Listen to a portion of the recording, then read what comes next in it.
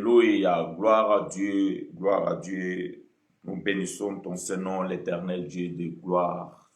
Toi qui es au-dessus de toutes les choses, l'incomparable, sois élevé, sois exalté ce matin pour ton amour et ta bonté, ta fidélité envers nous. Nous te rendons, Père de gloire, gloire, car Seigneur, c'est toi qui as donné à chacun de nous le souffle de vie ce matin et nous te sommes reconnaissants. Sois élevé, sois glorifié, Père, pour ta bonté et ta fidélité envers nous tous. Que la gloire te revienne, toi qui es au-dessus de toutes choses. C'est ainsi que nous avons prié. Gloire à toi. Amen. Shalom, bien-aimés frères et sœurs. Shalom, peuple de Dieu. Shalom, les élus. Shalom à tous les amateurs de la bonne nouvelle de l'évangile de la grâce. Nous sommes dans la joie, bien-aimés frères et sœurs, de pouvoir savoir que nous sommes encore là parce que Dieu nous a prêté le souffle de vie. Et dans cette joie, nous sommes obligés à pouvoir le remercier et de pouvoir le glorifier parce que ce n'est pas par nos efforts, ce n'est pas par notre propre volonté que nous sommes là, mais c'est par la volonté de Dieu et par son amour et sa grâce renouvelée. Bien-aimés frères et sœurs, ce matin, nous allons parler sur un thème qui s'est affiché sur vos écrans, intitulé « Que ce livre de la loi ne s'éloigne point de ta bouche. » Que ce livre de la loi ne s'éloigne point de ta bouche. Voilà le thème que nous allons pouvoir développer, vous et nous, ce matin. C'est un texte connu de la Bible que moi je vais pouvoir prendre pour pouvoir expliquer certaines choses, bien que je ne serai pas vraiment dans le contexte du texte, mais je prends l'appui sur ce texte pour pouvoir dire quelque chose, pour pouvoir expliquer quelque chose. Alors, bien-aimés, je vous invite, frères et sœurs, de pouvoir ouvrir vos Bibles dans le livre de Josué, dans son chapitre 1, versets 8 à 9. Le livre des bien-aimés frères Josué le prophète, dans son premier chapitre, du verset 8 et le verset 9. Je vais pouvoir lire pour vous et avec vous et aidez-moi à écrire ces choses, bien-aimés frères et sœurs, et que l'Éternel nous soit favorable. Et nous vous souhaitons à vous tous les bienvenus dans cette école de la grâce de Dieu. Nous lisons Josué chapitre 1er, verset 8 et verset 9. Je lis pour vous et avec vous. Que ce livre de la loi ne s'éloigne point de ta bouche. Médite-les jour et nuit pour agir fidèlement selon tout ce qui est écrit. Car c'est alors que tu auras du succès dans tes entreprises. C'est alors que tu réussiras. Ne t'ai-je pas donné cet ordre? Fortifie-toi et prends courage. Ne t'effraie point et ne t'épouvante point. Car l'Éternel ton Dieu est avec toi dans tout ce que tu entreprendras. Que la parole de Dieu soit glorifiée. Mes bien-aimés frères et sœurs, je prends ce texte pour pouvoir dire quoi? Je prends ce texte pour pouvoir dénoncer certaines mauvaises pratiques dans les assemblées. Voyez-vous, quand on prend la Bible, les gens lisent. Mais bien aimé, la Bible, ce n'est pas un livre composé de poésie et de récitations que nous devons répéter bêtement. Non. Parce que la Bible, c'est un livre réfléchi. La Bible, c'est un livre rempli de métaphores, de paraboles, de hyperboles, des analogies, des allégories, des images, des typologies. Donc la Bible, c'est l'ensemble de tout. Maintenant, quand on prend l'écriture, et par cette écriture, on endoctrine les gens, bien aimé, ça, c'est une mauvaise pratique. Alors, les prédicateurs, certains prédicateurs, ils recommandent aux enfants de Dieu de pouvoir lire la Bible et méditer la Bible. Parce que quand vous faites cela, bien aimé, vous allez pouvoir réussir dans vos entreprises, vous allez pouvoir réussir dans tout ce que vous allez entreprendre, ce qui n'est pas faux. Mais bien aimé, comprenez une chose que je vous ai déjà dit ici l'autre fois quand on avait parlé que la prospérité matérielle, c'est le fruit du travail. Le fait de lire la Bible, oui, mais si vous ne faites rien, vous n'allez pas avoir du succès dans ce que vous allez entreprendre. Parce que vous n'entreprenez rien. Voyez-vous? Donc, si en lisant la Bible et en mettant en pratique ce que vous lisez, vous aurez du succès dans ce que vous entreprenez, ça veut dire que vous devez d'abord entreprendre quelque chose. Vous devez avoir un commerce, vous devez avoir une entreprise, vous devez avoir un investissement. Et c'est alors que vous allez pouvoir avoir du succès. C'est alors que vous allez pouvoir réussir. Si vous ne faites rien, vous allez comment voulez-vous réussir? Si vous ne participez dans une compétition, comment vous pouvez être médaillé ou couronné? Non, c'est pas possible. Mais voilà bien aimé qu'aujourd'hui, les enfants de Dieu sont trompés parce qu'ils pensent que la réussite de leur pasteur, c'est parce qu'ils lisent beaucoup la Bible, c'est parce qu'ils méditent la Bible. Mais non, ils vous disent à vous de pouvoir lire la Bible et la méditer afin que vous puissiez avoir du succès dans vos entreprises. Mais eux, le succès qu'ils ont, cela dépend de vos poches. Voyez-vous? Voilà pourquoi nous allons dénoncer, bien aimé, certaines pratiques qui se font dans les assemblées, qui sont de purs mensonges et qui mettent les enfants de Dieu en péril. Le pasteur n'est pas prospère parce qu'il lit la Bible et qu'il le médite. Non. Le pasteur, il est prospère parce qu'il vous demande de l'argent à vous. Et vous, vous êtes comme son entreprise. Et comme il médite la Bible et qu'il vous prêche, donc il est en train de pouvoir avoir du succès dans son entreprise qui est cette boutique appelée église ou assemblée. Permettez-moi, bien aimés frères et sœurs, de dire ce que je pense. Parce qu'il y a beaucoup des endroits dits église ou assemblée, ce sont des boutiques purement et simplement. Et ce sont des entreprises familiales dont le PDG, c'est le bishop, c'est le prophète, c'est l'évangéliste, c'est le pasteur, c'est le docteur, c'est l'apôtre, c'est la prophétesse. Les chefs, ce sont des chefs d'entreprise.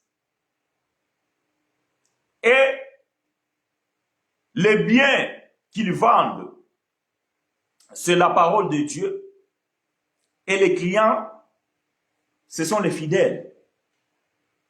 Donc, bien aimé, voilà pourquoi ces gens-là, ils prennent soin de ces entreprises, afin de pouvoir avoir du succès, afin de pouvoir réussir. Mais quant à vous, votre réussite, vous devez lire beaucoup la Bible, vous devez méditer beaucoup la Bible. Et depuis que vous le faites, bien aimé, vous ne réussissez rien. Donc, nous comprenons bien aimé qu'il y a certaines pratiques qui se font dans les assemblées et le peuple accepte cela parce que le peuple ne lit pas la Bible. Parce que le peuple ne consulte pas les Écritures. Parce que les enfants de Dieu sont endormis par de vaines doctrines. Voilà pourquoi, bien aimé, jour et nuit, aussi longtemps que l'Éternel nous prêtera le souffle de vie, nous allons pouvoir dire la vérité. Nous allons pouvoir enseigner le peuple de Dieu et nous allons pouvoir dénoncer les mauvaises pratiques. Vous savez, bien aimé, c'est rare, ce n'est pas de mes habitudes de citer les noms de qui que ce soit, mais je dénonce surtout les actes. Donc, lorsque le peuple est mal enseigné, le peuple va mal agir. Si vous avez des soucis par rapport à la connexion, dites-le moi parce que je reçois des notifications que ma connexion, elle n'est pas fiable. Donc, si vous avez quelques coupures ou bien quelques soucis de connexion, alors écrivez-les-moi afin que je puisse trouver une solution. Donc, bien aimé, lorsque le peuple est mal enseigné, le peuple va pouvoir pratiquer de mauvaises actions. Ou le peuple va pouvoir faire de mauvaises actions. Pourquoi? Parce que le peuple est mal enseigné. Lisons Psaume 11. Psaume 11, chapitre 11, versets 2 et 3. Les psalmistes, dans son chapitre 11, versets 2 et 3, je vais pouvoir lire pour vous et avec vous. Et aidez-moi à écrire cela. Nous sommes dans le livre des psaumes, au chapitre 11, verset 2 et le verset 3, je lis pour vous et avec vous. Car voici les méchants bandent l'arc. Ils ajustent leurs flèches sur la corde pour tirer dans l'ombre sur ceux dont le cœur est droit. Quand les fondements sont renversés, le juste, que fera-t-il?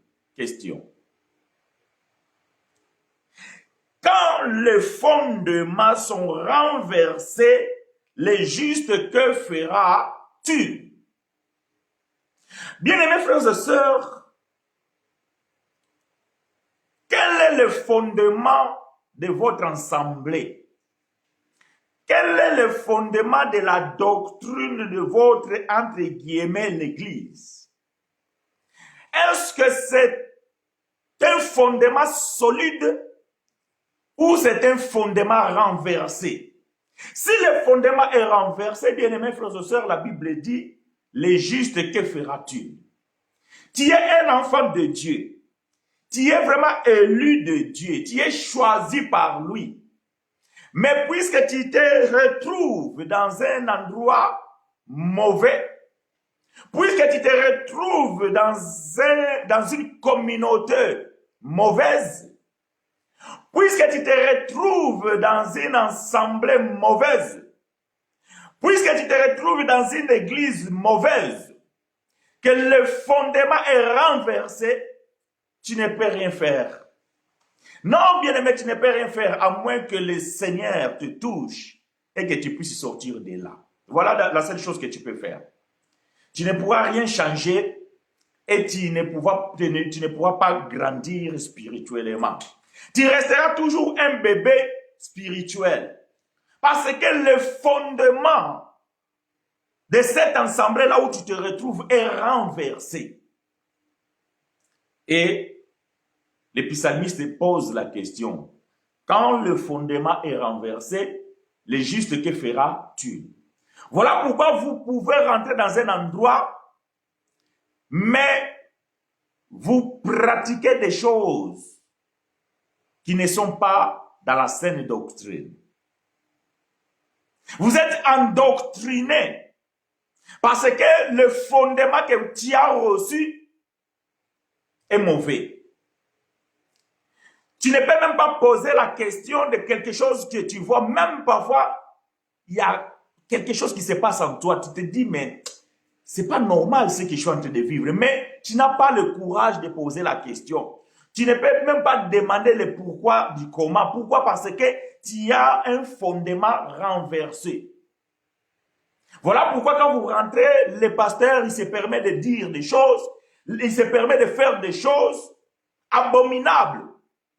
Et vous êtes là comme des moutons. Mais, pourquoi? Parce que le fondement est renversé. Vous n'avez pas un fondement solide. Le fondement dont vous placez votre espoir est renversé. En quelque sorte détruit. Ça veut dire que la connaissance que vous recevez, c'est une connaissance erronée. Et la Bible dit, le peuple périt faute de connaissance. Vous avez une mauvaise connaissance et vous êtes dans la perdition. Le fondement dont vous posez votre espoir est renversé. Alors, même que tu es juste, tu ne peux rien faire. C'est vraiment dommage pour toi. Pourquoi? Parce que tout ton espoir est fondé sur quelque chose qui n'est pas bon. Souvenez-toi quand tu étais dans la religion. Tu pratiquais des choses que tu pensais être bonnes. Nous pratiquions des choses que nous pensions être bonnes. On a pratiqué des saintes scènes. On croyait vraiment que c'était biblique. On est allé chercher Dieu dans des montagnes. On pensait vraiment que Dieu se trouve dans la montagne. On a pratiqué certaines choses qu'on croyait vraiment être bon parce que nous étions basés sur un fondement qui n'était pas bon. Étant juste, on ne pouvait rien faire. Il n'y a que l'Éternel par sa force, il a pu nous sortir de là. Il n'y a que l'Éternel par sa force, il a pu te sortir de là-bas. Alors, bien aimé, ce matin, je vais parler d'un thème, d'un sujet sur les pratiques des offrandes qui se font dans les assemblées. Bien aimé, aujourd'hui, vous allez dans les assemblées, on vous force, on vous oblige de pouvoir offrir, de pouvoir faire des dons. Mais par quel fondement, bien-aimé? Vous rentrez dans une assemblée, vous allez voir devant, il y a 4, 5, 6 paniers. Et chaque panier, il y a une inscription. Offrande des prophètes, offrande de l'église, offrande des orphelins, offrande des veuves, offrande de la femme du pasteur. Bien-aimé, d'où viennent ces choses? D'où viennent ces choses, bien-aimés frères et sœurs? Quel est le fondement de ces choses? Ils sont basés sur quoi? Éphésiens chapitre 2, verset 20 nous dit que, je ne vais pas paraphraser, je vais lire cela, c'est que la Bible nous dit, je vais prendre la version sommaire,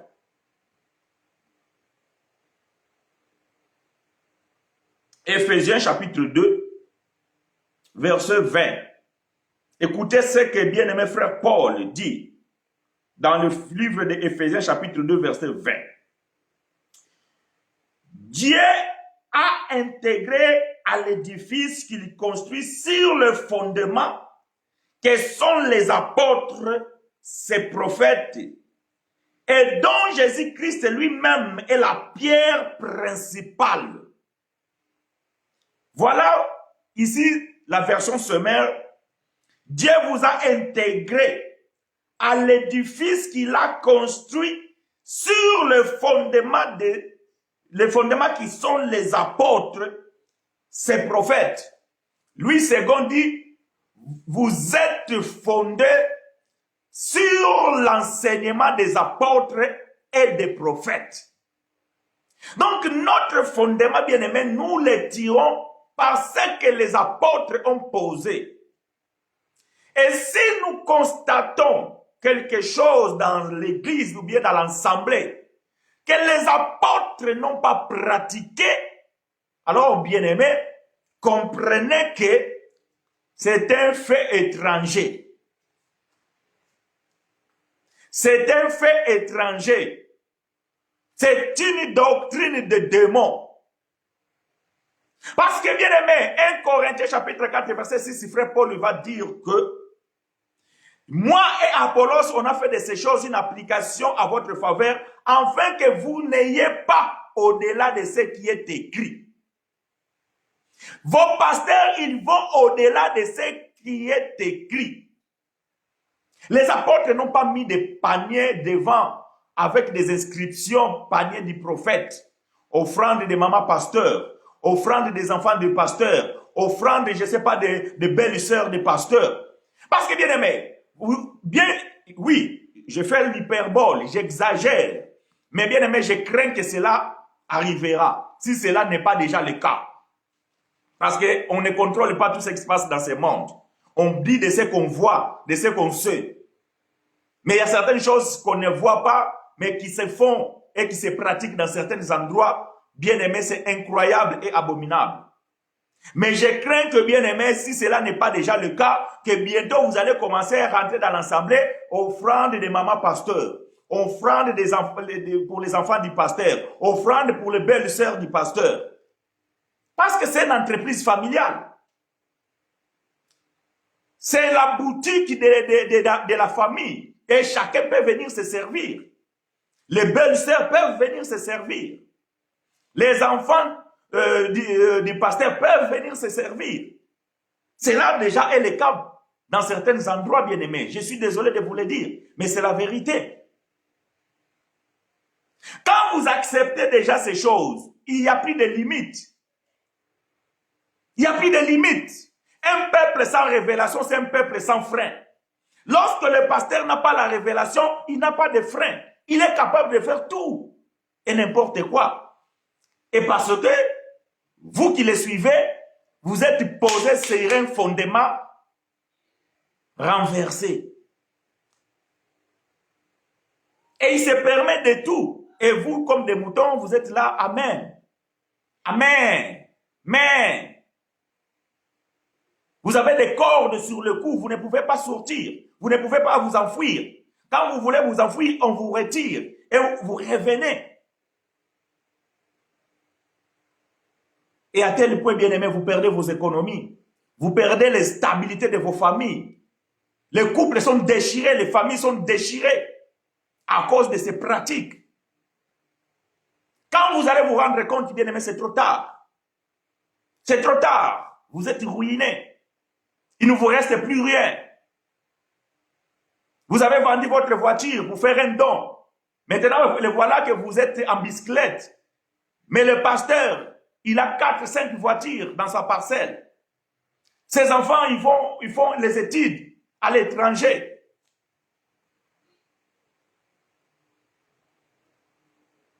Et qu'est-ce que vous avez préparé pour vos enfants? Qu'est-ce que vous avez préparé pour vos enfants? Est-ce que tes enfants ont des comptes bancaires? Est-ce que tes enfants ont des comptes bancaires? Est-ce que l'avenir de tes enfants, tu les prépares? Pendant que ton argent te soutient, le pasteur a de préparer l'avenir de ses enfants. Et toi, est-ce que tu as préparé l'avenir de tes enfants?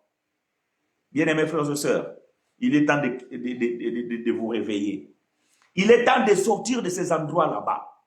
Aujourd'hui, on vous distribue des enveloppes et on vous dit de mettre autant. Bien-aimés, cet enseignement vient d'où? D'où vient cet enseignement, bien-aimés? Dans le fondement des apôtres, on n'a pas vu cela. Écoutez ce que la Bible dit, bien-aimés. Nous sommes dans le livre de 1 Corinthiens. Nous sommes dans le livre de 1 Corinthiens au chapitre 3, versets 10 et 11. 1 Corinthiens chapitre 3, versets 10 et 11. Je lis pour vous et avec vous. Si vous avez des questions, bien-aimés frères et sœurs, vous savez quoi faire. 1 Corinthiens chapitre 3, verset 10, 11, je lis pour vous et avec vous. Que l'Éternel nous soit favorable, bien-aimés frères et sœurs. Selon la grâce de Dieu qui m'a été donnée, j'ai posé le fondement. Ça, c'est un fondement solide. Ce n'est pas un fondement renversé. J'ai posé le fondement comme un sage architecte et un autre bâtit dessus. Mais que chacun prenne garde à la manière dont il bâtit dessus. Car personne ne peut poser un autre fondement que celui qui a été posé, à savoir Jésus-Christ. Bien-aimé frère Paul, l'architecte, dit qu'il a posé le fondement. Mais c'est lui qui vient bâtir. Parce qu'aujourd'hui, même ce que nous dénonçons ici dans la fausseté, ils vont prendre même les écritures de frère Paul.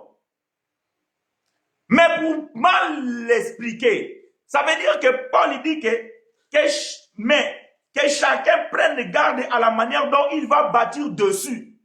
Donc quand tu prends une écriture de Paul et que tu veux poser sur le fondement, ça veut dire que c'est la sainte doctrine, ce que Paul avait posé, Paul lui dit, soyez en garde, faites attention de la manière dont vous allez expliquer cette écriture-là. Voyez-vous? Faites attention de la manière dont vous allez expliquer cette écriture-là. Oh, bien-aimé, c'est écrit dans la Bible, dans le livre de l'apôtre Paul, Galates 6:6. Voilà, bien-aimé, nous avons posé ici le panier de Galates 6:6. Mais qu'est-ce que la Bible dit là? Qu'est-ce que Galates 6:6 veut dire? Voyez-vous, la personne va prendre l'écriture de Paul, mais il va mal poser cette écriture sur le fondement.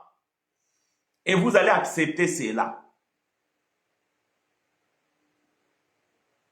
Il va vous dire, bien aimé, si frère Paul était l'apôtre appelé par Dieu, moi aussi je suis appelé par Dieu. Dieu m'a donné l'inspiration que je dois ajouter un panier pour ma femme. Vous allez accepter cela. Non, ça c'est pas le fondement des apôtres. Non, bien aimé frère Paul n'a pas enseigné ces choses de cette manière-là. Comment est-ce que frère Paul a enseigné? Nous sommes dans le livre de 1 Corinthiens chapitre 16 verset 1 à 2. Regardez comment frère Paul a posé l'enseignement sur le fondement.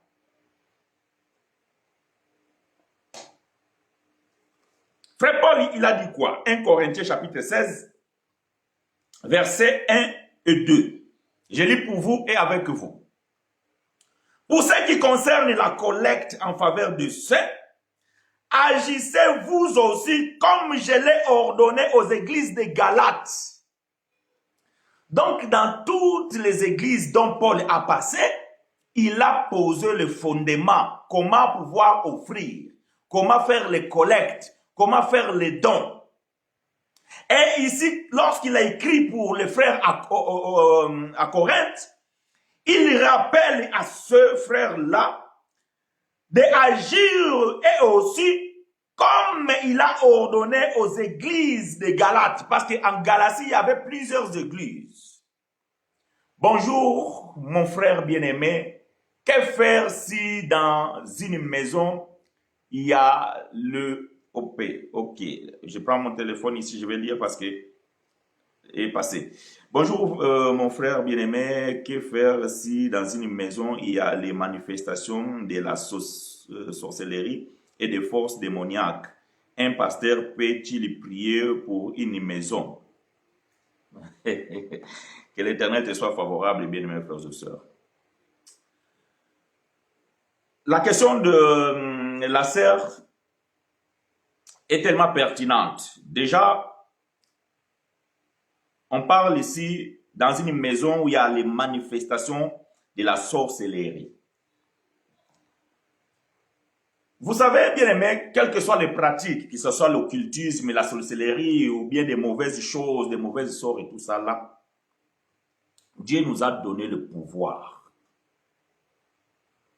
Dieu nous a donné le pouvoir de chasser ces choses, les démons, les sorciers. D'ailleurs, les sorciers, quand on rentre dans l'étude des puissances maléfiques, les sorciers, ce sont des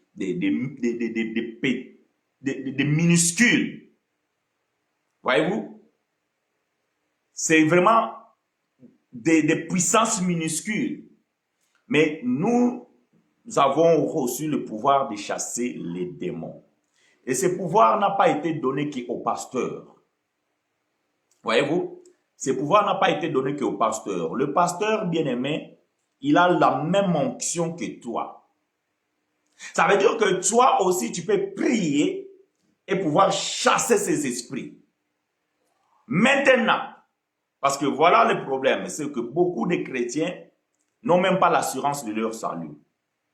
Il y a beaucoup de chrétiens n'ont même pas l'assurance de leur foi. Ce que je suis en train de dire, c'est sérieux. Il y a certaines personnes, quand vous posez la question, ils ne savent même pas si Dieu entend leurs prières et si Dieu leur exauce. Ils ne le savent pas. Frère, moi je prie, mais je ne vois pas la réponse de Dieu. Frère, moi je prie, mais je ne reçois pas la réponse de Dieu. Je ne sais même pas si Dieu me répond.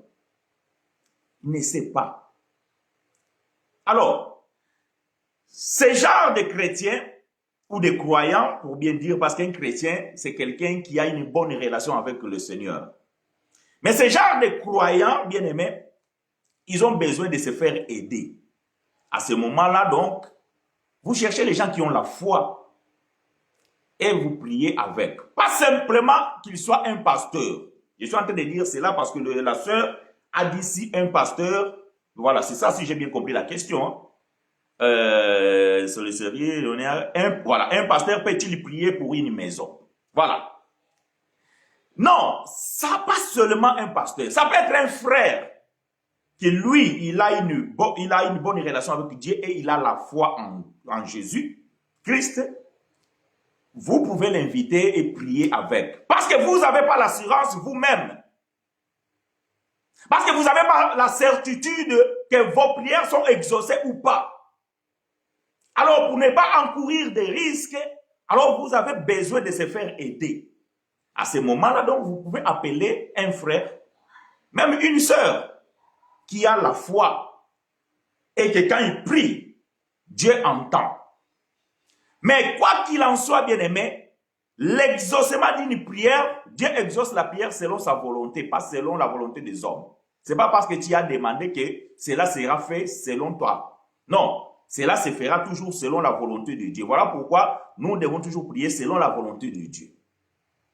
Parce qu'au risque, bien aimé, de chasser certaines choses, et vous ne savez pas pourquoi.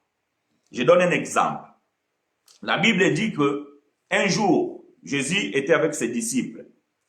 En marchant, il trouvait un homme aveugle né. Alors les disciples posèrent la question, Maître, qui de cet homme ou de ses parents a commis un péché pour que cet homme naisse aveugle? Est-ce que cet homme a commis un péché? Voilà pourquoi il est aveugle, ou c'est ses parents qui ont commis un péché? Jésus répond, ni lui, ni ses parents. Mais il est né aveugle, afin que la gloire de Dieu se manifesta dans sa vie. Ah, donc bien aimé, ces frères-là, même si on l'avait amené chez un prophète, et que le prophète priait pour lui, il n'aurait pas été guéri. Même s'il y avait une personne qui faisait des grands miracles, et qui priait, gênait pour ces frères-là, ces frères ne pouvaient pas recouvrir la vue. Pourquoi? Parce que son cas était pour que la gloire de Dieu se manifestât à travers Jésus. Donc, nous disons qu'il n'y a que la volonté de Dieu. Voilà pourquoi, bien aimé, il y a certaines choses qui peuvent nous arriver. C'est que Dieu nous met à cette preuve-là pour une leçon. Attention, je ne suis pas en train de dire ici que voilà, si vous avez une situation, bien un problème que vous priez et que vous voyez que la chose ne change pas, alors il faut arrêter de prier parce que c'est peut-être la volonté de Dieu. Non, vous continuez à prier et surtout dans les actions de grâce, la prière d'action de grâce. Et c'est là la volonté de Dieu peut se manifester. Donc, bref, je réponds à la question, je continue dans ce que nous sommes en train de dire. Ma soeur, un pasteur peut prier pour une maison et cela n'est pas un problème. Si vous avez la confiance de cet homme et que vous savez que c'est un véritable homme de Dieu et il est simple, humble et droit, donc il marche dans la droiture dans les choses de Dieu et que vous pouvez faire la confiance, vous pouvez prier avec lui. Voyez-vous, vous pouvez prier avec lui. Et Dieu qui est souverain, il vous exaucera selon sa propre volonté. Mais je répète, ce n'est pas une obligation que ce soit un pasteur. Ça peut être un frère, une sœur que Dieu a aussi confiance. Ok, merci beaucoup. J'aimerais avoir une précision sur cette autre question. Est-ce que le mauvais esprit habite dans une maison? Parce que la Bible dit que les démons habitent dans un corps. Ok.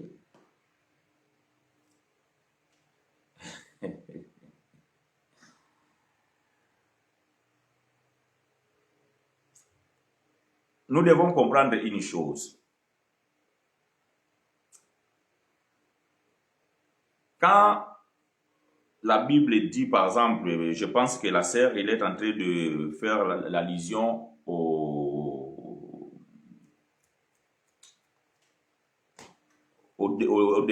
démon, plutôt les démoniaques, le fou des Gadara.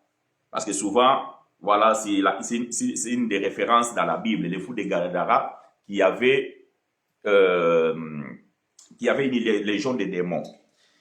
Les démons, ils habitent un corps. Oui, ça c'est sûr. Mais les démons habitent aussi dans certains endroits, même dans une maison. La Bible dit, si on chasse les démons dans un corps, ils vont aller dans les lieux arides. Donc, dans les lieux arides, nous savons, souvent, il n'y a même pas des animaux parce que il n'y a rien. Les animaux ne peuvent pas s'y trouver parce qu'ils ne peuvent pas manger, il n'y a rien. Donc, dans les lieux arides, c'est un lieu désertique. Là où les habitants, les gens sont rares, voire même les animaux sont rares. Mais les démons vont aller dans les lieux arides. Ils vont rester pendant un temps. Et après, à un moment donné, ils peuvent dire, bon, on va retourner. Je suis en train de répéter tout simplement l'écriture. Nous allons retourner dans notre maison parce que cette maison, bien qu'elle a été balayée, mais il se trouve que c'est vide. Parce que cette personne n'a pas le Saint-Esprit et cette personne n'a pas la foi. Donc, les démons peuvent retourner dans sa maison. Parce que son corps aussi, c'est une maison. Voyez-vous, c'est une maison. Mais les démons peuvent se retrouver aussi dans la nature. Donc, dans une maison, même là où il n'y a pas des hommes, les démons peuvent y rentrer. Comme les démons pouvaient rentrer dans les cochons, donc peut-être vous avez des souris ou bien des rats dans cette maison, ils peuvent aussi y trouver leur place. Donc, bien aimé, les démons, ils peuvent se retrouver n'importe où aussi. Donc, ce n'est pas un problème que non, parce que le démon vit dans un corps, bien sûr. Mais, les démons peuvent se retrouver aussi dans une maison. Soit dans le corps des gens qui y habitent, soit dans des petites bêtes qui se trouvent dans la maison, soit tout simplement même dans l'air. Parce que s'ils sont capables de rester dans un lieu aride, donc ils peuvent rester aussi dans une maison vide. Donc vide dans le sens qu'il n'y a personne.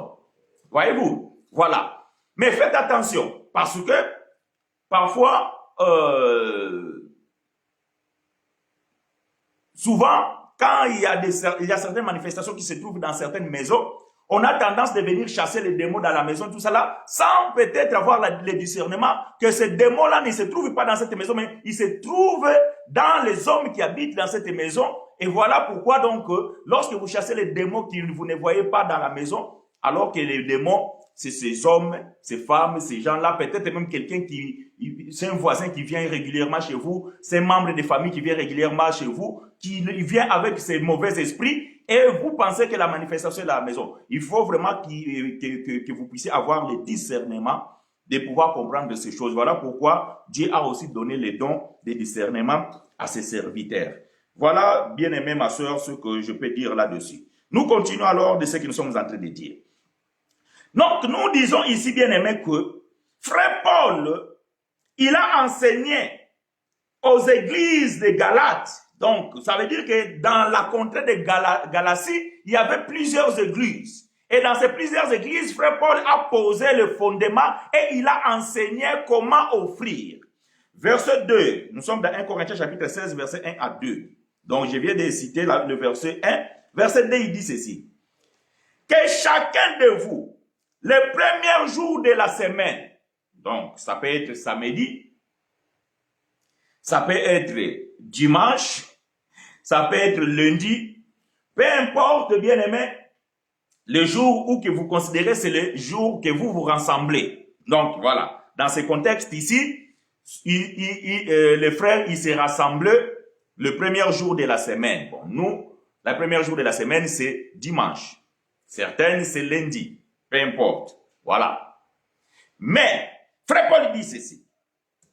Que chacun de vous, le premier jour de la semaine, mette à part chez lui ce qu'il pourra, selon sa prospérité, afin qu'on n'entende pas mon arrivée pour recueillir les dons. Ici, il s'agissait de questions de dons, des offrandes, de tout ça là, pour les saints. D'ailleurs, Si nous avons le temps, nous allons pouvoir expliquer à quoi servent les offrandes et les dons. Frère Paul il dit que dans les églises de Galatie, voilà comment je les ai enseignés. La question des offrandes, ce n'est pas quand tu arrives à l'église et le pasteur, il va vous distribuer les enveloppes et il va dire maintenant, il y a les enveloppes pour ceux qui vont donner 1000 euros. Voilà les enveloppes de 1000 euros. Les gens vont commencer à défiler. Ils vont commencer à défiler. Ils vont recevoir les enveloppes pour 1000 euros. Pourquoi on vous donne des enveloppes? Parce qu'ils savent que vous n'avez pas l'argent là sur place. Ou peut-être vous n'en avez pas les 1000 euros sur place. Alors ils préfèrent vous donner les enveloppes pour que vous allez maintenant faire les crédits ou bien chercher l'argent dans vos économies pour pouvoir mettre dans ces enveloppes. Mais quand toi tu es parti de chez toi, tu avais préparé l'offrande. C'est ce que Frère Paul recommande, ce qu'on doit faire. Ça veut dire que c'est quelque chose que tu as préparé chez toi. Et tu as dit que non, donc, j'ai gagné 1000 euros de mon salaire, j'ai payé mes factures, j'ai payé l'école des enfants, j'ai mis la provision à la maison et il me reste 100 euros. Alors, ces 100 euros vont me servir pour le reste des jours du mois.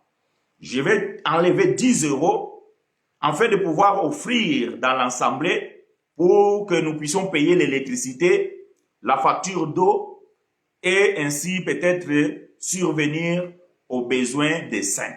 Tu as pris les 10 euros selon ta prospérité. Bien aimé, je le répète, je pense que je l'ai déjà dit ici une fois. Quand on vous dit, bien aimé, dans toutes les choses, il faut que Dieu soit le premier, mensonge, n'importe quoi. Quand on vous dit comme ça, c'est pour vous laver le cerveau, c'est pour vous endoctriner.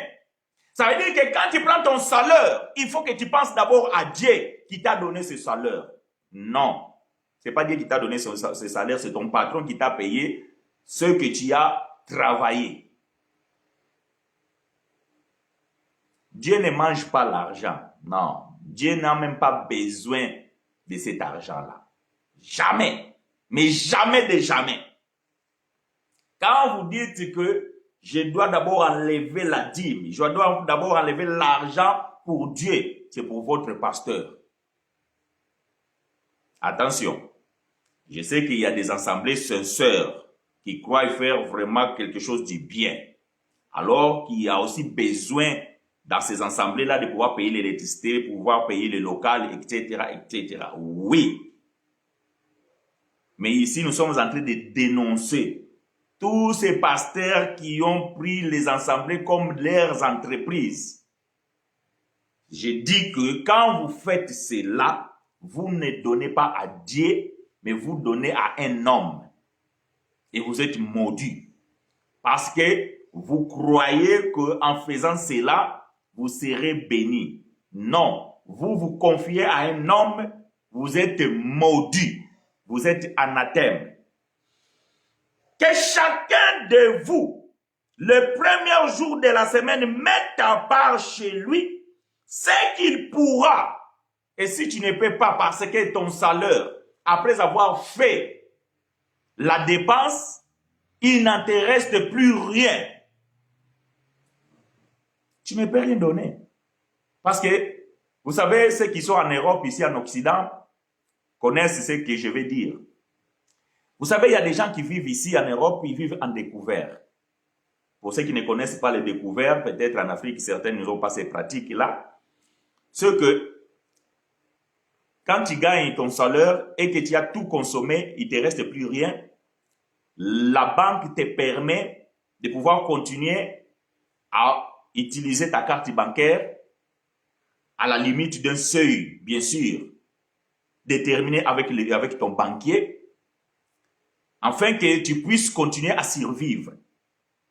Et le mois prochain, lorsque ton salaire tombera, donc ce que tu as consommé sera déduit. C'est comme on te prête. C'est comme un crédit qu'on te fait d'avance. Mais sache-le que lorsque ton salaire tombera sur ton compte, cet argent-là sera déduit. Il y a des gens qui vivent comme ça ici en Europe. Donc si c'est ton cas, bien-aimé, tu n'es pas obligé de donner les offrandes. Parce que toi-même, tu vis en découvert.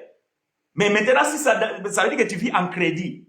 Maintenant, si c'est dans ces crédits-là que tu enlèves aussi 50 € pour aller donner à l'église, Dieu n'est pas content. Ah oui, ça je l'ai dit, Dieu n'est pas content. Dieu ne te demande pas ça. Malheureusement, c'est ce qui se passe aujourd'hui.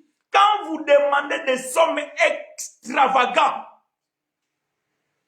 aux fidèles qui peut-être même n'ont pas du travail, en leur disant que non, c'est une offrande de sacrifice, amenez-la à l'autel. C'est une semence. Et les gens sont même capables d'aller faire les crédits à la banque pour pouvoir venir donner cette offrande de sacrifice. Bien aimé, vous êtes en train de mettre les vies déjà en danger, chers pasteurs, chers bishops, chers prophètes, chers apôtres, chers archipapes. Vous êtes en train de mettre la vie d'autrui en danger. Il va contracter un crédit qu'il sera incapable de rembourser. Le maigre maison qui l'appartient sera saisi par les huissiers parce qu'il est incapable de payer sa dette. Et la promesse que tu l'as donnée, qu'il sera prospère, il ne le voit pas. Parce que vous l'avez menti. Et que Dieu n'est pas dans ces affaires-là. Cet homme, il va perdre sa petite maison qu'il a, où il abrite sa famille, parce qu'il est incapable de rembourser le crédit. Et pendant ce temps-là, toi, pasteur, tu as ramassé tous les enveloppes, tu as construit une grande maison, tu es parti en vacances à Dubaï, à New York, tu as envoyé l'argent pour payer la bourse de tes enfants à l'étranger.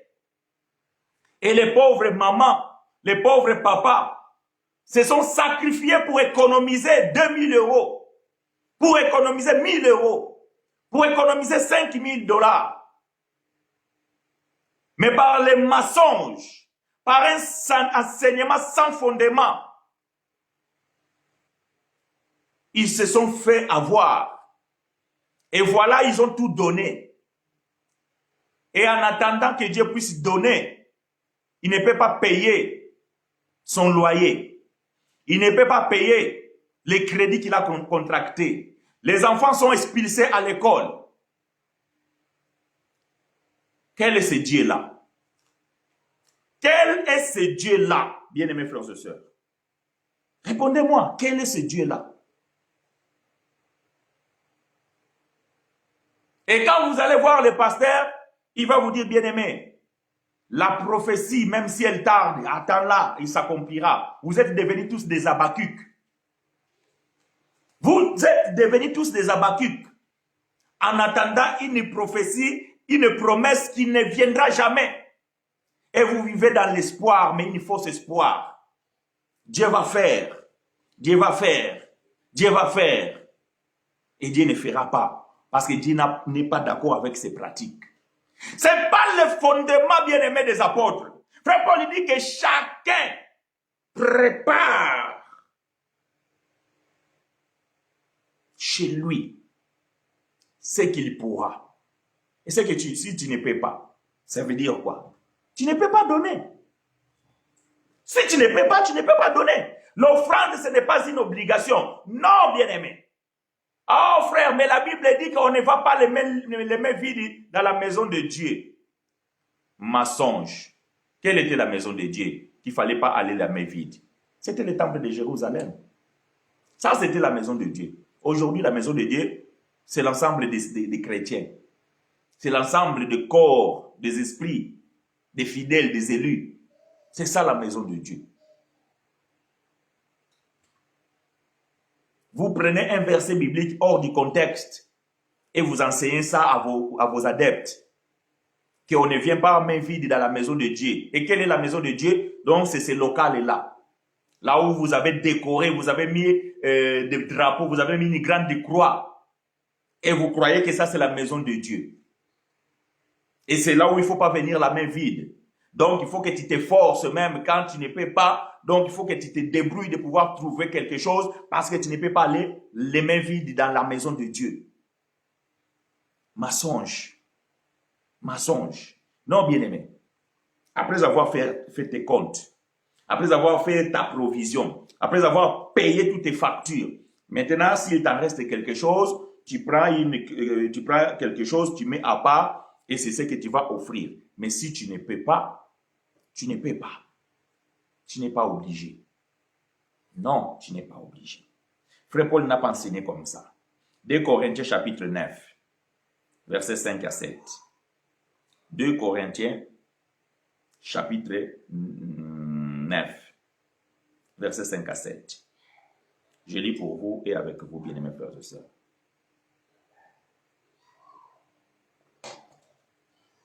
Nous lisons 2 Corinthiens chapitre 9, versets 5 à 7. Nous disons ceci. Je lis pour vous et avec vous. J'ai donc jugé nécessaire d'inviter ses frères à me devancer chez vous pour organiser par d'avance cette collecte que vous avez promise. Ainsi, elle sera prête à mon arrivée et sera l'expression d'un don libre et généreux et non pénible et forcé. Je ne sais pas si vous comprenez bien ici ce que bien-aimé frère Paul est en train de dire. Aidez-moi à écrire ces choses, bien-aimés frères et sœurs. 2 Corinthiens chapitre 9, verset 5 à 7. J'ai donc jugé nécessaire d'inviter ses frères à me devancer chez vous pour organiser par avance cette collecte que vous avez promise. Ainsi, elle sera prête à mon arrivée et sera l'expression d'un don libre et généreux et non pénible et forcé. Dans d'autres versions, je pense que Louis II dit que c'est un don généreux et libre. Donc, votre libéralité est non forcée et pas pénible. Quand on vous donne des enveloppes, bien-aimés, et on vous dit de mettre des sommes exorbitantes, maintenant, dans cette assemblée, ceux qui sont incapables d'avoir cette somme-là, qu'est-ce qu'ils vont faire? C'est un joug que vous mettez sur eux. Vous les forcez à pouvoir se débrouiller parce que vous voulez faire croire que la bénédiction dépend de leurs semences. Maintenant, eux aussi veulent être bénis. Mais le problème, c'est que la somme que vous demandez dans cette enveloppe-là, c'est exorbitant. Vous les forcez, bien-aimés, d'aller même pas casser leurs économies. Leurs bouteilles, là où ils mettent quelques pièces pour faire l'économie, ils vont casser cela. Ils vont se forcer. Ils vont se dire, bon, ça va être pénible pour nous, mais nous voulons être bénis. Alors, avant d'être bénis, il faut que Dieu mange d'abord. Ah, Seigneur, gloire à toi, mon Dieu, s'il te plaît, Seigneur, aie pitié de nous. Il faut que Dieu mange d'abord pour qu'il vous bénisse.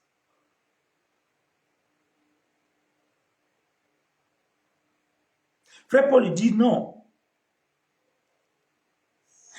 Et sera l'expression d'un don libre et généreux et non pénible et forcé. Verset 6. Rappelez-vous, sémence parcimonieuse, maigre récolte, sémence généreuse, moisson abondante.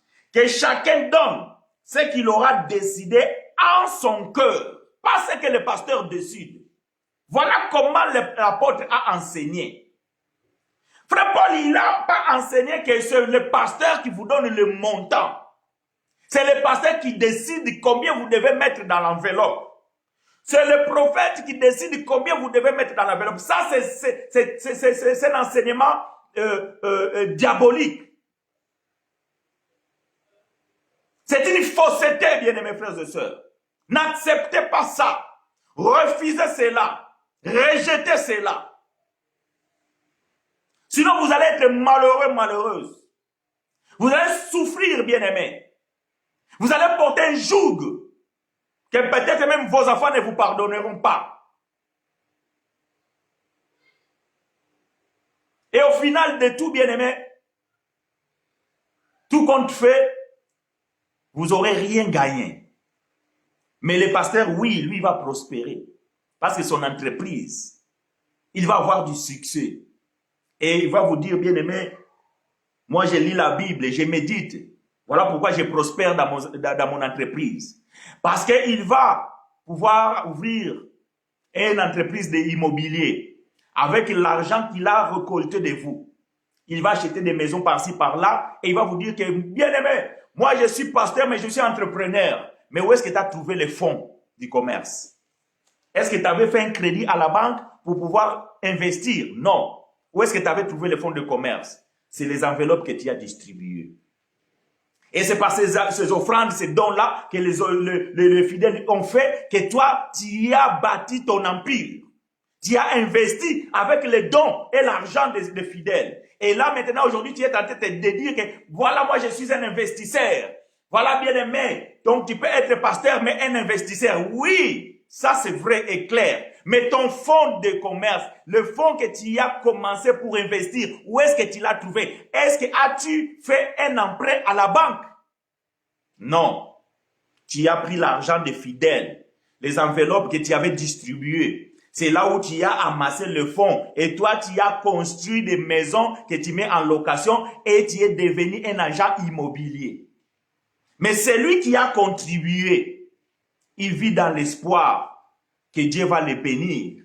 Mais comme Dieu ne bénit pas ces actes-là, donc cet homme-là ne sera pas béni, cette femme-là ne sera pas bénie. Parce qu'il a fondé sa foi sur le mensonge. Un don, ce n'est pas quelque chose qu'on efforce. Le pasteur ne peut pas dire ni décider combien vous devez mettre. Frère Paul lui dit que chacun donne ce qu'il aura décidé en son cœur. C'est ce que tu décides, bien-aimé. Si tu décides que moi je dois mettre 1 euro, c'est ce que tu as résolu dans ton cœur, ça là, tu vas mettre 1 euro. Mais si le pasteur dit, frère, mais toi tu travailles, tu gagnes 2500 euros de salaire, tu mets 10 euros en offrande. Oui, pasteur, parce que malgré 2500 euros que je gagne, quand je fais tous mes dépenses, il me reste que 100 euros. Je n'ai pas le choix. Non, frère, la loi des semences. Voyez, il faut d'abord que quand tu fais ta récolte, il faut d'abord enlever la semence pour s'aimer pour l'année prochaine. Sinon, bien aimé, donc, si tu manges et la semence et le gain de ta moisson, donc l'année prochaine, tu vas s'aimer quoi? Ça, c'est la loi de la semence. Voilà ce qu'on vous a dit. Voilà ce qu'on vous enseigne. Si vous n'êtes pas d'accord avec moi, vous pouvez le dire. Mais je suis convaincu, c'est comme ça qu'on vous a enseigné. La loi des semences. Donc, tu ne peux pas manger et le produit et la semence. Il faut d'abord, avant de commencer à manger, enlève d'abord la semence. Donc, toi aussi, comme tu n'es pas fondé sur l'enseignement des apôtres, ok, pasteur, il a raison. Quand ton salaire va tomber, toi, tu vas enlever d'abord la semence. Quelle est la semence, bien-aimé? Toi, tu travailles, on te paye. Tu ne sèmes rien. Toi, tu ne sèmes rien, tu n'as pas un champ. Il faut que tu travailles pour qu'on te paye. Maintenant, toi, tu as semé quoi? Donc, ça veut dire que si la semence est comme ça, tu dois d'abord prendre cet argent, aller donner à ton patron. Dis, mon patron, de mon salaire, pour que tu me payes encore, je te remets la semence. Parce que c'est lui qui te paye. Si Dieu ne bénit pas les ignorants qui donnent leur argent, pourquoi Dieu permet que ces pasteurs prospèrent?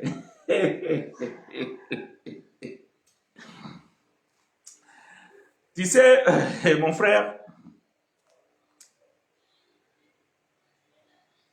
Dieu nous a dotés d'intelligence. et des capacités de pouvoir comprendre des choses. Ça, c'est une question, j'aime ça parce qu'il y a ma sœur qui me pose souvent cette question. Comment ça fait que ces gens-là, malgré eux, ils sont en train de prospérer? Mais Dieu permet tout. Dieu laisse les choses. Et par ces choses-là, donc, nous devons tirer des leçons. Un cambrioleur, un voleur, il va voler. Toi, tu penses qu'il est prospère parce qu'il roule avec des grosses bagnoles. Ils achètent des grandes maisons avec l'argent qu'ils volent.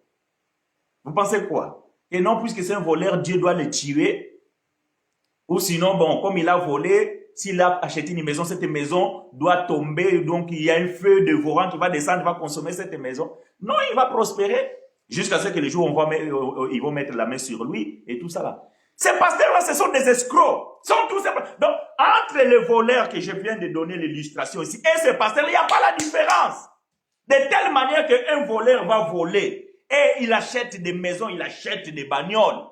De même aussi, ces pasteurs-là qui sont des voleurs vont aussi voler l'argent des fidèles, ils vont aussi prospérer. Mais c'est à toi que tu dois apprendre ce que Dieu a enseigné pour que tu ne tombes pas dans ces bêtises. Parce que lui, c'est un voleur. Vous ne voyez pas des voleurs qui sont prospères? Je parle de la prospérité ici, je ne parle pas de la bénédiction. Vous ne voyez pas des voleurs? Vous ne voyez pas les vendeurs de drogue qui sont prospères? Et quelle est la différence entre eux et ce pasteur-là? Si Dieu doit éliminer ces pasteurs-là, Dieu doit aussi éliminer tous ces vendeurs de drogue. Nous allons vivre maintenant déjà les paradis, il n'y aura plus rien. Nous devons apprendre ce que la Bible dit, l'enseignement des apôtres, pour que nous ne tombions pas dans ces pièges. Mais ces gens-là existeront toujours. Et ils sont là. Ils vont prêcher des mensonges. Mais le problème, c'est quoi? Quand Frère Paul va dire ces choses, bien qu'il a dit plus à propos de sœurs, mais c'est aussi valable pour certains frères. Et il mentent les gens comment Paul dit, d'un cœur faible. Voyez-vous? Les gens qui sont émotionnels. Les gens qui sont, comment dirais-je, impressionnés. Les fanatiques. Quand vous commencez à voir le problème et aller dire au pasteur ceci, c'est là et tout ça là, ils ont compris déjà votre faiblesse. Et ils vont vous mentir donc dans toutes ces choses-là et ils vont vous embourber dans leurs bêtises. C'est des voleurs, des chiens voraces, des dimovores. Il a pris l'argent, bien-aimé. Il va prospérer, vous voulez faire quoi? Il a l'argent, il a mis les enveloppes, ça enveloppe en réseau de 1000 euros. Il aura combien? Mais il va ramasser 100 000 euros, il va faire quoi?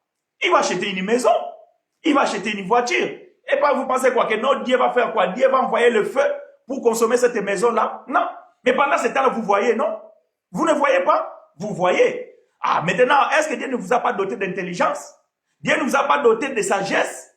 Maintenant, posez-vous la question, comment le pasteur qui ne travaille pas, il a acheté une grande maison? Donc, vous ne pouvez pas discerner que non, le pasteur qui ne travaille pas, il a acheté une grande maison. C'est les enveloppes qu'il vous a distribuées. Et vous attendez que Dieu fasse quoi? Que Dieu les frappe? Oui, Dieu est souverain. Si Dieu veut éduquer cette personne, il va les frapper à son temps. Mais pas par la pitié de vous. Vous allez souffrir, vous allez être malheureux parce que vous n'écoutez pas la parole de Dieu et vous ne comprenez pas les enseignements des apôtres. Et vous voulez dire que c'est Dieu le coupable. Dieu ne vous a pas-il enseigné? Dieu n'a pas-il envoyé des apôtres pour vous enseigner ces choses? Est-ce que nous ne sommes pas là en train de vous enseigner ces choses? Et quand demain tu tombes dans ces choses-là, tu veux condamner Dieu? Pourquoi Dieu a permis que cet homme prospère alors moi je lui donne l'argent? Mais oui, parce que tu n'as pas compris l'enseignement des apôtres, parce que tu n'as pas mis en pratique l'enseignement des apôtres. Qui t'a obligé de mettre 1000 euros dans l'enveloppe? C'était Dieu ou c'était le pasteur? Mais frère Paul est en train de dire ici que chacun donne ce qu'il aura décidé en son cœur. Est-ce que toi, tu avais décidé de mettre 1000 euros dans une enveloppe? Non. Et tu l'as fait pourquoi? Ah, parce que le pasteur, il a dit, donc nous allons faire l'offrande de sacrifice à l'autel. Tu avais accepté, oui. Par quel enseignement? Par quelle base? Par quel fondement? Ah, mais c'est un serviteur de Dieu. S'il a dit ça, ça veut dire que c'est Dieu qui l'a inspiré. Voilà la réponse. Parce que tu ne lis pas la Bible, tu n'as pas la vie de sanctification, tu ne pries pas, tu ne parles pas avec Dieu, donc tu ne mets pas en pratique non plus la parole de Dieu. Et voilà maintenant donc tu es tombé dans le piège d'un gourou et tu veux que Dieu fasse quoi? Dieu fait toutes ces choses à son temps. Judas, il était avec Jésus. Jésus savait qu'il va les trahir, mais Jésus ne l'a pas expulsé. Jésus ne l'a pas envoyé le feu pour que Judas disparaisse, pour que la chose n'arrive pas. Dieu a créé même les méchants pour un but. Même ces pasteurs qui sont méchants là, Dieu les a créés pour un but. Peut-être donc dans ceux qui sont en train de pratiquer, c'est tout simplement pour que Dieu puisse sortir quelques enfants qui sont là dans cette ignorance. Donc n'espère pas que Dieu puisse condamner, que Dieu puisse frapper ces gens-là. Oui, dans leur temps, Dieu va pouvoir juger, Dieu va pouvoir frapper. Peut-être même toi, tu ne le sauras pas. Et pendant ce temps-là, tu as perdu tes économies. Tu as sacrifié ta famille. Et toi-même, tu es devenu malheureux. Pourquoi? Parce que tu n'as pas suivi l'enseignement des apôtres. Que chacun donne ce qu'il aura décidé en son cœur, sans regret ni contrainte. Combien il regrette aujourd'hui? Ah, moi j'ai offert dans une église là, je connais l'histoire de ma nièce et son mari en Suisse. S'ils me suivent, ils vont se reconnaître. Ils participaient dans une assemblée là, donc voilà, le pasteur il dit on va faire le don et tout ça là pour acheter un édifice, l'église du Seigneur et tout ça là. Ils ont aussi contribué tout ça là et après le pasteur il a acheté la maison en Angola. Il n'a jamais acheté l'église ici, il a acheté la maison en Angola. Quand ils se sont rendus compte comme ça a provoqué le désordre et l'église divisée. Et certains, ils ont commencé à regretter les économies. Donc, il y avait des gens qui s'étaient investis vraiment dans ça. Et ils regrettent. Frère Paul dit, ni regret, sans regret, ni contrainte, car Dieu aime celui qui donne avec joie. Quand tu as donné 1000 euros dans l'enveloppe, quand tu as mis 10 000 euros dans l'enveloppe, quand tu as mis 100 000 euros dans l'enveloppe, est-ce que tu étais dans la joie? Ou tu les donnais malgré toi? Parce que le prophète a dit, parce que le pasteur a dit, parce que l'apôtre il a dit, parce que le bishop a dit. Ce n'était pas contraignant pour toi, parce que tu avais d'autres projets pour cet argent. Mais voilà, tu l'as mis dans la verre pour donner au pasteur. Ce n'est pas contraignant. Mais frère Paul vient de dire ici que sans regret ni contrainte, car Dieu aime celui qui donne avec joie. Quel est l'enseignement que tu as reçu? Sur base de quel fondement? Le fondement des apôtres. Si cela est le cas, voilà comment nous devons agir. Si vous n'agissez pas tel que nous venons de lire ici, alors vous n'êtes pas basé sur le fondement des apôtres. Vous êtes fondé dans un fondement renversé. Quand le fondement est renversé, que peut faire le juste? Que peut faire le juste? Malgré toi, tu es élu de Dieu, tu es juste, tu es fidèle, tu es un enfant de Dieu, mais tu es tombé dans une église où le fondement est renversé. Tu ne peux rien faire. Seulement si Dieu te donne la force de sortir, si Dieu te donne la force d'écouter un message qui t'ouvre les yeux et que tu puisses sortir en courant, c'est ainsi que tu vas te sauver et aller chercher un fondement solide. C'est alors, bien-aimé, que tu vas pouvoir comprendre quelle est la volonté de Dieu et quel est l'enseignement des apôtres. C'est par là, bien-aimé, que je vais mettre point virgule en lisant 2 Timothée, chapitre 2, verset 19. 2 Timothée, chapitre 2, verset 19. Je lis pour vous et avec vous. Néanmoins, les solides fondements de Dieu restent debout, avec ces paroles qui lui servent de sceau. Le Seigneur connaît ceux qui lui appartiennent, et quiconque prononce le nom du Seigneur, qu'il s'éloigne de l'iniquité. Néanmoins, les solides fondements de Dieu restent debout.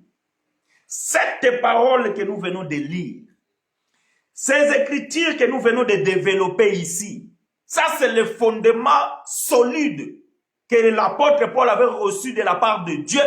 Et ce fondement va rester debout. Même si il y a des gens qui sont dans le mensonge, dans la fausseté, mais il y a toujours le vrai. Je vous ai toujours dit, les faux ne peuvent pas exister s'il n'y a pas le vrai. Les vrais vont continuer à donner cette parole. Les vrais vont continuer à enseigner sur le fondement solide de Dieu parce que ces fondements resteront debout. Est-ce que vous comprenez?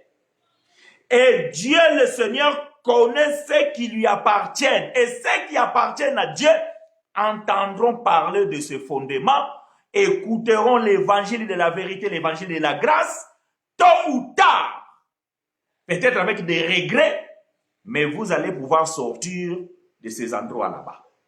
Parce que le solide fondement de Dieu reste debout. Voyez-vous? Resteront debout. Maintenant, c'est à nous d'examiner là où je me retrouve. Cette personne que je suis, ce prophète que je suis, quand il prêche, est-ce qu'il est dans la vérité ou est-ce qu'il n'est pas dans la vérité? Est-ce que ce qu'il est en train de dire, oui, c'est écrit dans la Bible, mais est-ce que c'est selon les fondements des apôtres ou pas? Parce que ce n'est pas parce que c'est écrit dans la Bible que c'est vrai. Voyez-vous? Il y avait un moment là où j'avais fait une série des enseignements intitulés « Une fausse vérité ». Il y a beaucoup de fausses vérités dans la Bible, bien aimés frères et sœurs. C'est vérité parce que c'est écrit dans la Bible, mais la praticabilité de ces choses dans la Nouvelle Alliance, ça devient fausse. C'est ce qu'on appelle une fausse vérité. La dîme, elle est biblique. C'est vrai, oui, c'est vrai, c'est une vérité. Mais est-ce que donner la dîme dans la Nouvelle Alliance, elle est vraie? C'est faux. Donc, la dîme devient une fausse vérité. C'est vérité parce que c'est dans la Bible. Il y a eu un temps que cela était nécessaire. Les gens devaient appliquer cela et ils devaient observer cela. Mais aujourd'hui, même si nous lisons la même Bible que là où il est écrit ces choses-là, mais nous ne pouvons plus la pratiquer. En pratiquant cela aujourd'hui, cela devient une fausse vérité.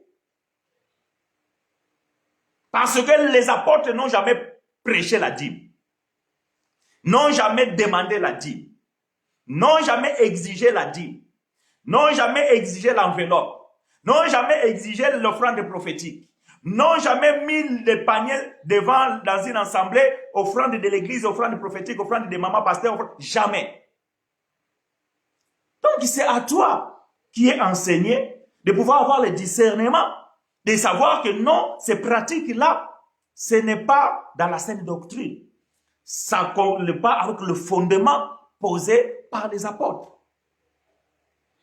Maintenant, si tu n'as pas reçu cet enseignement, ou tu ignores cet enseignement parce que tu es fan de ton pasteur, et que maintenant, tu as fini toutes tes économies, et ton pasteur est devenu riche, tu veux condamner Dieu? Dieu n'a-t-il pas envoyé des apôtres? Dieu n'a-t-il pas inspiré les apôtres? Dieu n'a-t-il pas révélé l'évangile de la grâce? Dieu n'a-t-il pas donné aux apôtres de poser les fondements? Vous voulez quoi, que Dieu descende encore, qui vienne te parler, te chuchoter à l'oreille? Quand le frère chinois parle, donc, vous n'écoutez pas ce que le frère chinois dit? Quand vous lisez la Bible et ce que frère Paul a enseigné, vous ne comprenez pas cela? Et vous voulez que Dieu vous parle encore comment? Vous voulez que Dieu tue ses pasteurs pour arrêter de vous prendre de l'argent? Non, il va rester là parce que Dieu l'a créé aussi pour un but. Mais toi, Dieu t'a donné les oreilles d'entendre. La connaissance, l'intelligence, la capacité de discerner. La sagesse pour comprendre certaines choses. C'est maintenant à toi de pouvoir mettre en pratique la parole. Parce que si tu tombes dans ces pièges, c'est que tu ne pratiques pas la parole. Ou sinon tu pratiques une fausse parole que tu as reçue de ces prophètes-là, un fondement renversé. Voilà pourquoi tu es tombé dans cette erreur-là. Mais la Bible dit ici, le Seigneur connaît ceux qui lui appartiennent. Voyez-vous? Et ceux qui appartiennent à l'Éternel, ils doivent connaître aussi l'enseignement des saints apôtres. Et quand on connaît ces enseignements, il est difficile qu'on soit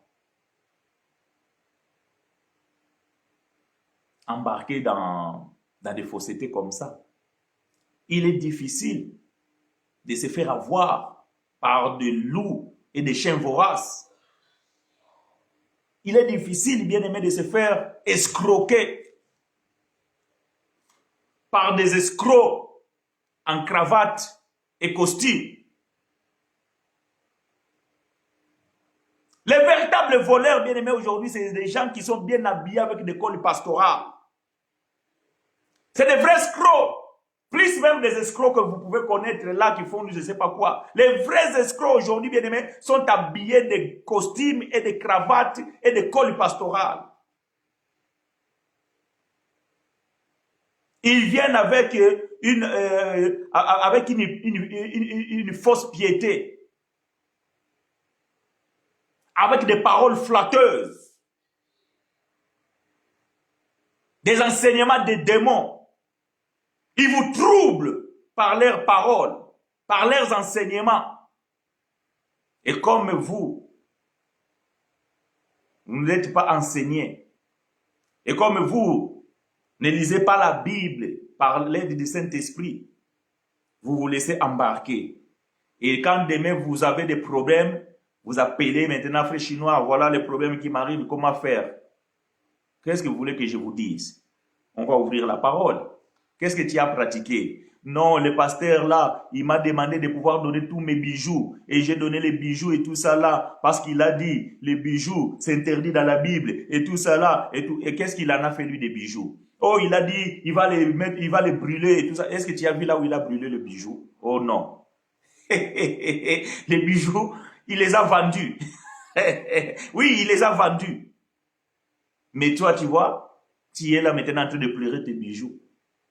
Tous mes économies, oui, il m'a dit que non, si je donne d'abord à Dieu, voilà, il a dit que la femme, la veuve de Sarepta, il avait un peu d'huile, il avait un peu de farine, mais le prophète avait dit que non, fais d'abord pour moi, après pour toi.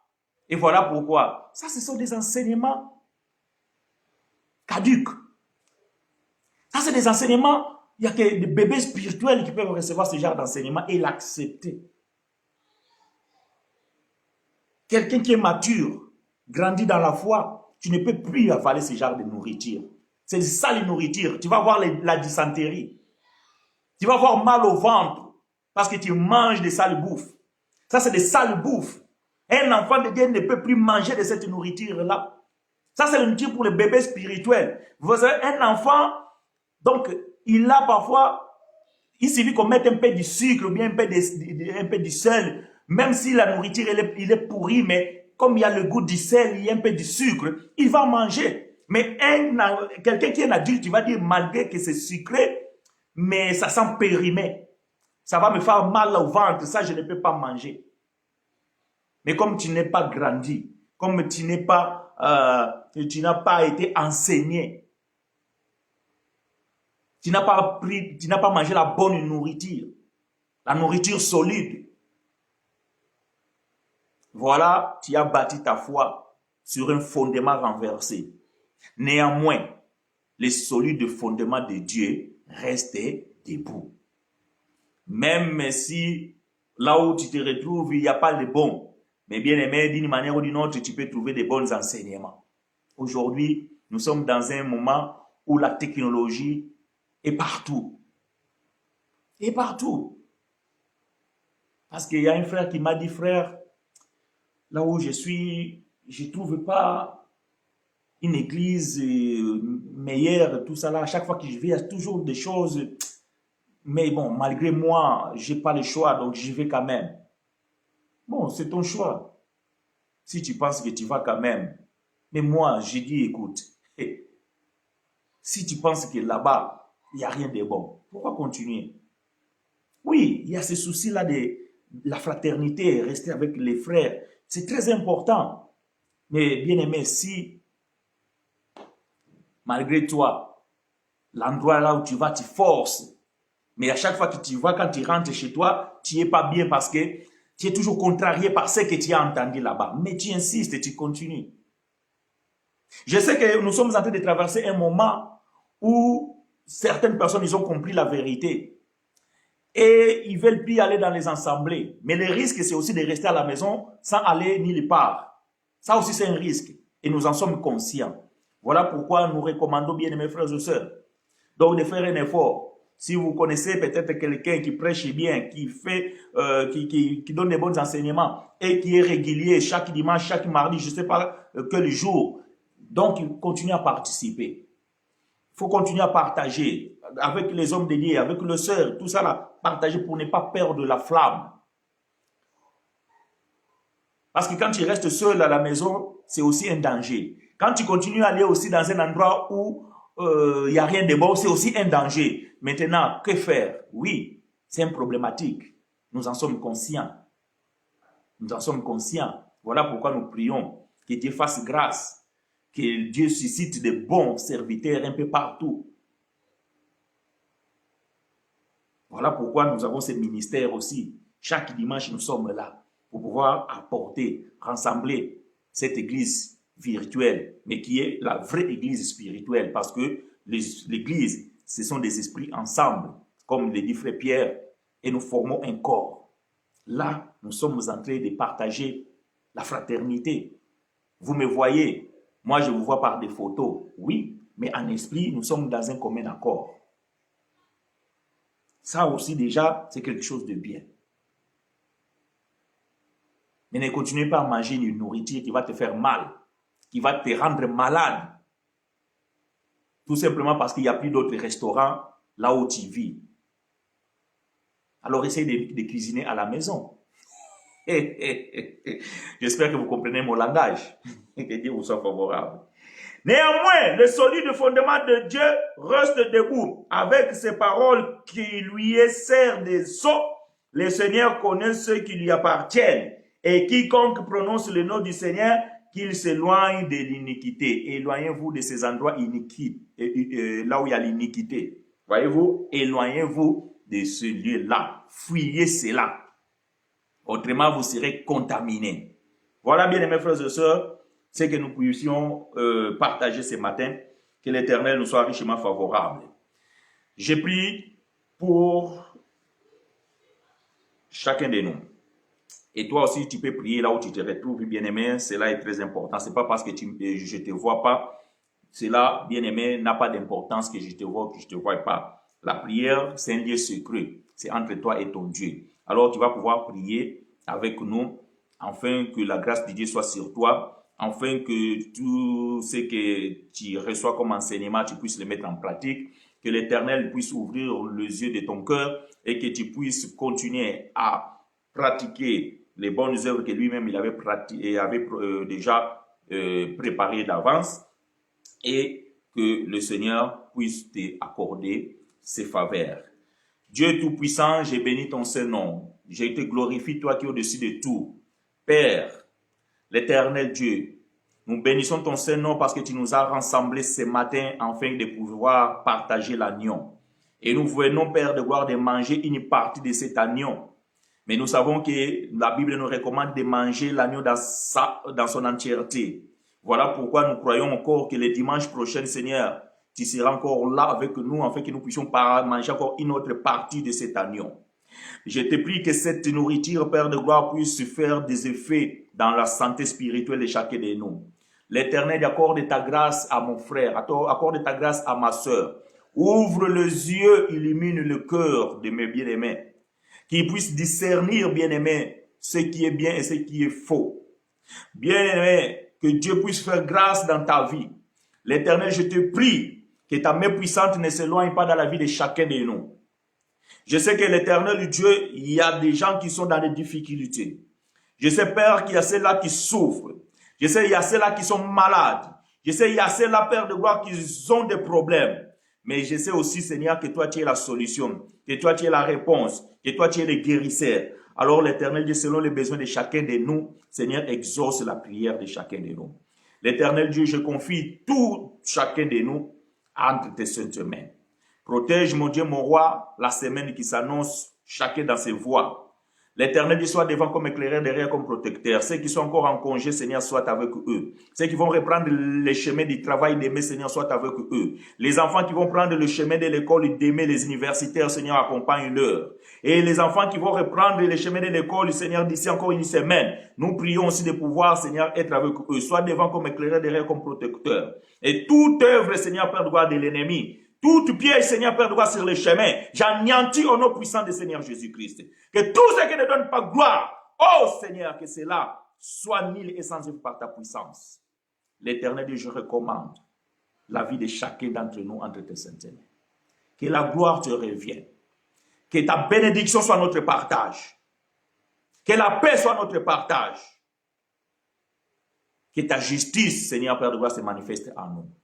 Dieu de gloire, tu connais les problèmes de ma soeur. Tu connais les problèmes de mon frère. Tu connais la maladie de ma soeur. Tu connais la maladie de mon frère. L'Éternel Dieu, toi, tu les médecins par l'excellence. Et quand toi, tu guéris, l'Éternel Dieu, ni médicaments, ni injection, mais tu les fais, Père de gloire, par l'Esprit. Et je crois que l'Éternel Dieu, quelqu'un a reçu la guérison ce matin. Et nous te disons un grand merci, l'Éternel Dieu, de toutes sortes de bénédictions que tu as déversées sur nous en Jésus-Christ. Voilà pourquoi l'Éternel Dieu nous recommande à chacun de nous, cette semaine, dans nos travails, dans nos activités, dans nos devoirs, dans nos rendez-vous, que l'Éternel Dieu nous accompagne et que la grâce nous soit accordée. Père, fais-nous grâce, l'Éternel, de nous retrouver encore dimanche prochain ici, au même endroit, au même lieu, afin que nous puissions partager autour des Écritures avec les frères et sœurs cette nourriture qui est là, Père de gloire, pour nous permettre de grandir spirituellement. Alors, Seigneur, que ta bonté, que ta fidélité se manifestent en nous. C'est ainsi que nous avons prié en Jésus-Christ. Amen.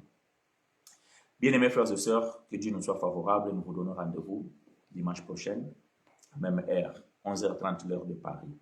Donc, à vous tous qui nous suivez en différé, que l'Éternel Dieu vous soit aussi favorable.